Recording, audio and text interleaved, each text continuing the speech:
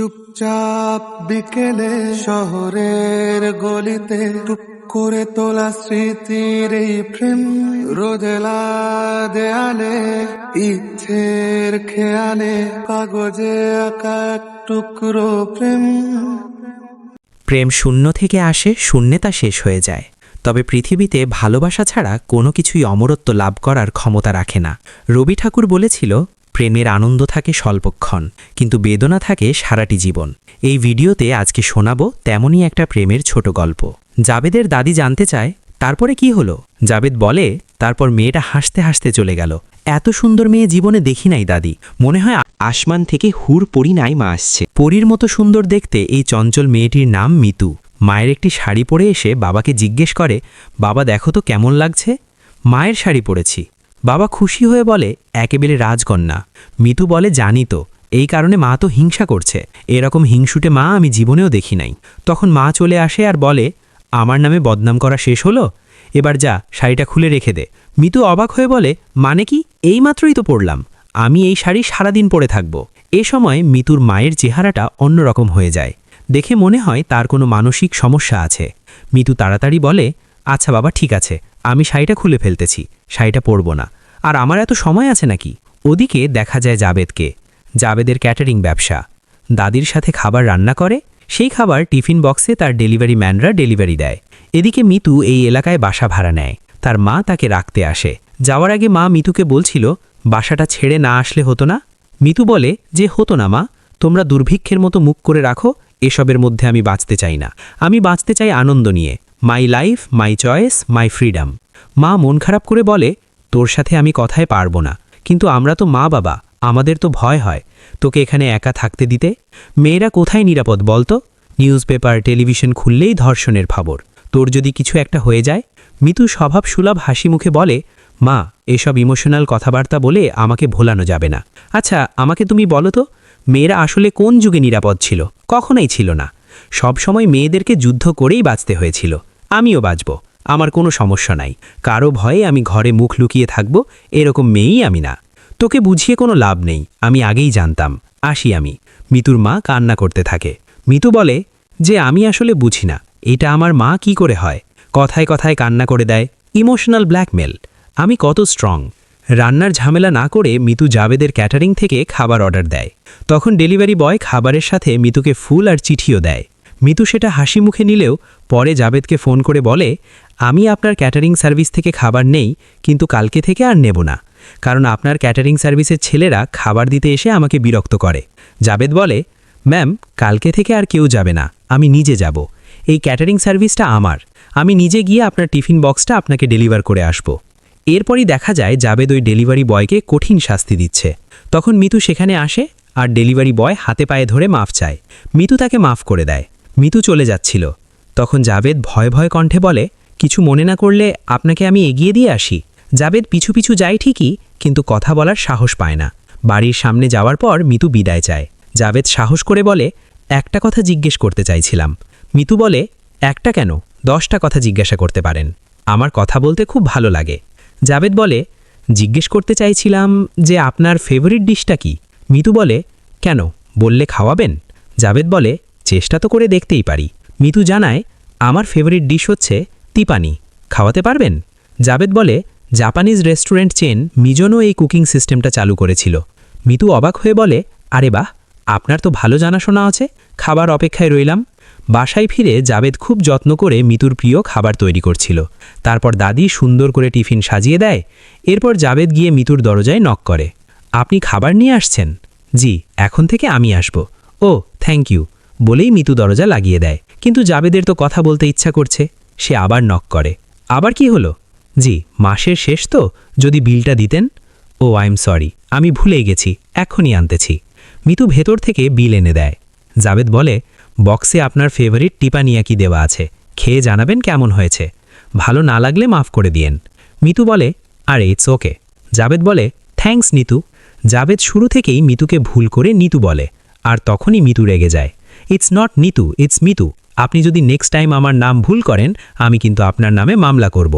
Mitu tiffin খুলে একটা চিরকুট পায়।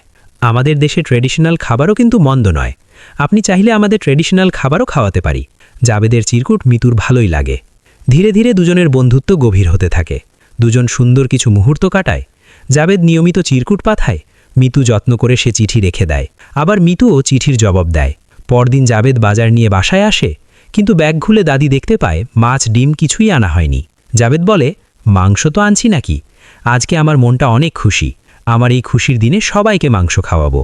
এরপর আবার যখন দুজনের দেখা হয়, মিতু খাবারের তারিফ করে বলে, আপনার হাতের টিফিন যে এত মজা হবে আমি কিন্তু ভাবি নাই।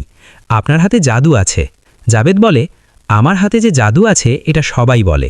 মিতু বলে, তাহলে তো একদিন দেখে যেতে হয় সবাইকে।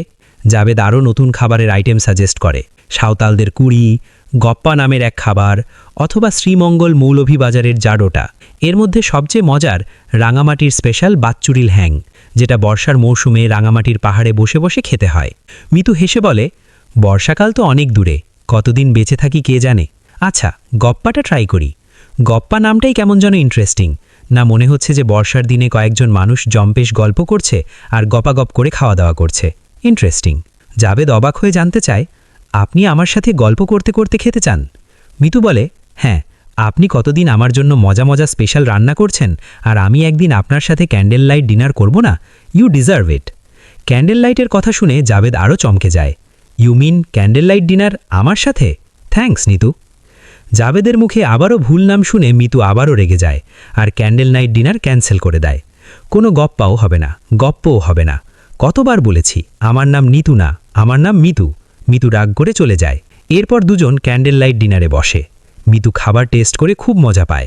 ইটস অ্যামেজিং, মানে এত ভালো রান্না কোত্থেকে শিখলেন আপনি? জাবেদ বলে, রান্না করাটা আমার একরকম হবির মতোই ছিল, এখন প্যাশন হয়ে গেছে।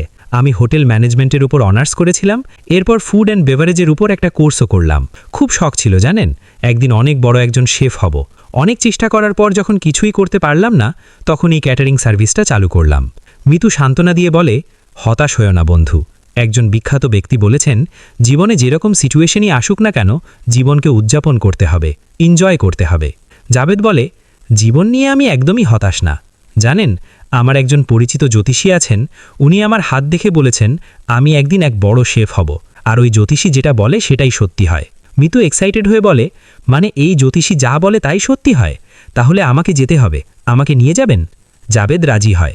এরপর দুজন আরও কিছু সময় আড্ডা দেয়। পরদিন দুজন সেই জ্যোতিষীর কাছে যায়, আর এখানেই ঘটে একটা ঝটকা খাওয়া ঘটনা, যেটা হয়তো আপনি এতক্ষণ কল্পনাও করতে পারেননি। মিতু জিজ্ঞেস করে, আপনি কি যা বলেন তাই সত্যি হয়? জ্যোতিষী বলে যে, লোকে তো তাই বলে, কিন্তু সবকিছু নির্ধারিত হয় ওপর থেকে। মিতু খুশি হয়ে বলে, তাহলে আমার হাত দেখে বলেন তো, ওপর থেকে আমার জন্য কি নির্ধারণ করা হয়েছে, আর আমি কতদিন বাঁচব? জ্যোতিষী মিতুর হাত দেখে বলে, আপনার আয়ুর তো অনেক লম্বা দেখছি, আর আপনি অনেক দিন বাঁচবেন। মিতু হাসি মুখে বলে, অনেক দিন বাঁচব? It's so funny. বলতে বলতেই জ্যোতিষীর হাতের ওপর এক ফোঁটা রক্ত পড়ে, যেটা মিতুর নাক থেকে বেরিয়েছিল। জাবেদ চমকে ওঠে। মিতু হাসি মুখে বলে, I know you will not believe it, but আমার ফ্যামিলিতে না সবারই নাক দিয়ে রক্ত পড়ে, স্পেশালি আমার। যখন প্রেশার একটু বেড়ে যায় তখন নাক দিয়ে রক্ত পড়ে, so nothing to B worried. Mitu কথা ঘুরিয়ে জিজ্ঞেস করে, আচ্ছা তুমি ঘুড়ি উড়াইতে পারো? ঘুড়ি? হ্যাঁ, ভালোই পারি। তাহলে উড়াবা? এখন না, সাকরাইন আসুক তখন উড়াবো। সাকরাইন? সাকরাইন কবে? এই তো আর 3 মাস পরে। কিন্তু 3 মাস তো অনেক দেরি, ততদিন পর্যন্ত আমি এখানে থাকব না, আর ঘুড়িও দেখা হবে না। এই গল্পের শুরু থেকেই মনে হচ্ছিল মেয়েটা একটু বেশি ওভার অ্যাক্টিং করছে। সারাক্ষণ মুখে হাসি, সবকিছুই সে সহজভাবে নেয়। আসলে মিতুর হাতেই বেশি সময় নেই, তাই সে জীবনটা খুব সহজভাবে নেয়ার চেষ্টা করে যাচ্ছে। বাসায় ফিরে দেখে তার মা এসেছে। কখন এসছো মা? কেমন আছো? আরে তুমি তো একদম শুকিয়ে গেছো। আমার টেনশনে কি খাওয়া দাওয়া বন্ধ করে দিয়েছো নাকি? আচ্ছা, আমাকে নিয়ে তো টেনশনে কি আছে বলো তো? মা বলে, মাঝে মাঝে মনে হয় কি জানিস, আমি তোর মা না, তুই আমার মা। মিতু বলে, হ্যাঁ, আমি তো তোমার মা। যারা বলে তুমি আমার মা তারা বোকা। মিতুর মা ইতিমধ্যে জাবেদের দেয়া চিঠিগুলো পড়েছে। মা জানতে চায়, ছেলেটা কে? মিতু বলে, আচ্ছা তোমার এখনও আমার প্রাইভেট জিনিসপত্রে হাত দেওয়ার এই অভ্যেসটা গেল না তাই না? You should respect my privacy. হুট করে আমার বক্সটা খুলে ফেলছো তুমি, সবগুলো পড়ে ফেলছো? তাহলে তো সব জানোই। বিশ্বাস করো মা, আমি এসব প্রেমে টেমে পড়তে চাই নাই। কিন্তু মানে আসলে আমি ছেলেটার প্রেমেও পড়ি নাই, প্রথমেও রান্নার প্রেমে পড়ছি। ছেলেটা কি যে মজার রান্না করে, তোমাকে একদিন খাওয়াবো। আসলে মা, সৃষ্টিকর্তা না কিছু চমৎকার মানুষ বানায়, যাদের আশেপাশে আসলে তাদের প্রেমে না পড়ে থাকা যায় না। আমিও লোভ সামলাতে পারিনি মা। জানো মা, ও প্রতিদিন আমার জন্য খাবার রান্না করে পাঠায়, আর টিফিন বক্সে করে একটা করে চিরকুট দেয়। আজকেও দিয়েছে। দাঁড়াও, এই বলে বক্স খুলে দেখে আজ কোনো চিরকুট নাই। মিতু ব্যাপারটা স্বাভাবিকভাবে নেয়। আজকে বোধহয় দিতে ভুলে গেছে, কিন্তু প্রতিদিন দেয়। মা অশ্রুভেজা চোখে বলে, ওকে কষ্ট দিস না মা, আগে থেকে সব জানিয়ে দিস। মিতু হাসতে হাসতে বলে, আচ্ছা আমি বুঝি না যে তুমি কিভাবে আমার মা হইলা। কথায় কথায় কান্নাকাটি। কান্না কেন করতেছো মা? এই জন্য আমি তোমাদের সাথে থাকি না। এই মা, কান্না করো না প্লিজ। জাবেদ তাড়াতাড়ি টিফিন নিয়ে বের হচ্ছিল। দাদি জিজ্ঞেস করে, কি রে ভাই, তুই সকাল সকাল কোথায় যাচ্ছিস?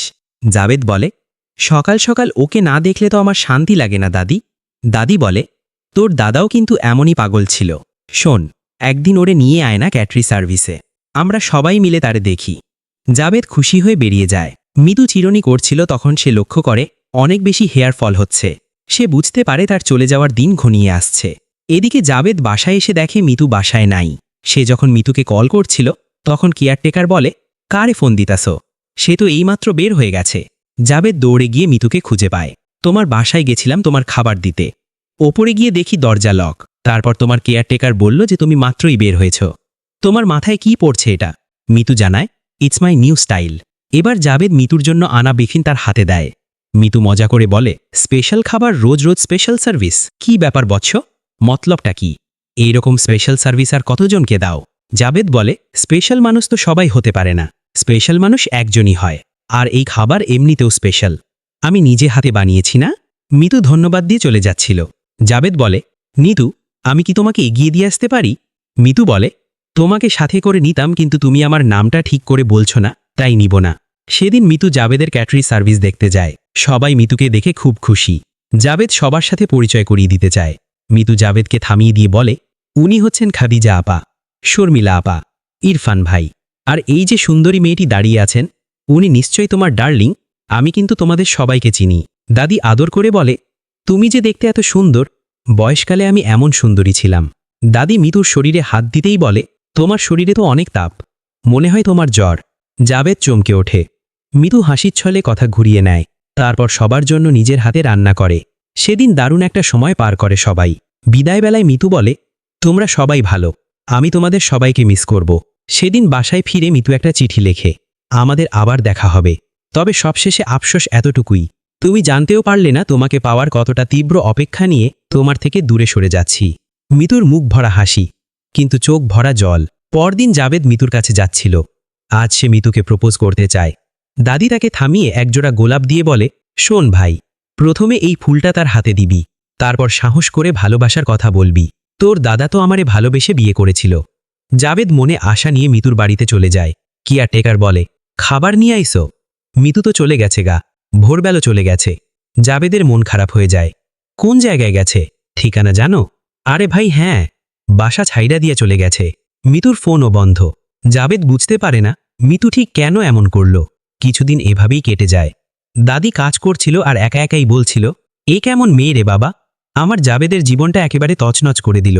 প্রেম যদি করবি না, তাহলে একসঙ্গে এত ঘোরাফেরা কিসের জন্য? বলতে বলতেই সেখানে মিতুর মা চলে আসে। জানতে চায়, এটা কি জাবেদের ক্যাটারি সার্ভিস? দাদি জাবেদকে ডেকে দেয়। মা জাবেদের হাতে টাকা দিয়ে বলে, মিতু এখানকার খাবার খেত, ওর কিছু টাকা ছিল। জাবেদ জানতে চায়, মিতু কোথায়? মা কিছু বলতে পারে না। মিতুর লেখা শেষ চিঠিটা জাবেদের হাতে দেয়। কেমন আছো জাবেদ, তোমাকে খুব মিস করি। তোমাকে লেখা হয়তো এটাই আমার শেষ চিঠি। তোমার সাথে পরিচয় না হলে হয়তো আরও আগেই মরে যেতাম। তোমার ভালোবাসা আমাকে এতদিন বাঁচিয়ে রেখেছিল, মৃত্যুর আগেও ভালোবাসতে শিখিয়েছিল। বিশ্বাস করো, আমি চাইনি তোমাকে মিথ্যে মায়া জড়াতে। আফসোস লাগে, সৃষ্টিকর্তা আমাকে ভালোবাসার মানুষ দিল, কিন্তু সেই ভালোবাসার মানুষকে সারা জীবন আগলে রাখার সৌভাগ্য দিল না। জানি না সৃষ্টিকর্তা কেন তার মনের মানুষের সাথে সারাটা জীবন কাটাতে দেয় না। ভালো থেকো জাবেদ। মা বলেন, ওর খুব ইচ্ছে ছিল সাকরাইন উৎসবে আকাশ ভরা ঘুড়ি দেখবে, তোমার সাথে পাহাড়ে বসে বর্ষার মৌসুমে পাহাড়ি খাবার টেস্ট করবে। মিতু হাসপাতালের বেডে মৃত্যুর দিন গুনছিল। জাবেদ বলে, তুমি আর আগের মতো হাসো না, কাছে আসো না, ভালোবাসো না। এভাবে থেকে তোমার খুব ভালো লাগতেছে, কষ্ট কমতেছে, তোমার শরীর ভালো হইতেছে, আমাকে তোমার কাছে রেখে দাও প্লিজ। গল্পের শেষটা এমন হলে মন্দ হতো না। কিন্তু সত্যি কি জাবেদ মিতুকে ভালোবাসার কথা বলতে পেরেছিল, নাকি না বলা ভালোবাসার গল্পগুলো নিয়েই মিতু বেঁচেছিল শুধুই জাবেদের কল্পনায়? মানুষের সাথে মানুষের সম্পর্ক জন্মদাগের মতো, ব্যথা না থাকলেও রেখাটুকু বয়ে বেড়াতে হয় সারাটা জীবন। রবি ঠাকুর লিখেছিলেন, এরা সুখের লাগি চাহে প্রেম, প্রেম মেলে না, খালি সুখ চলে যায়। গল্পটা কেমন ছিল কমেন্ট করে জানাতে ভুলবেন না। আজ বিদায় নিচ্ছি। আল্লাহ হাফেজ।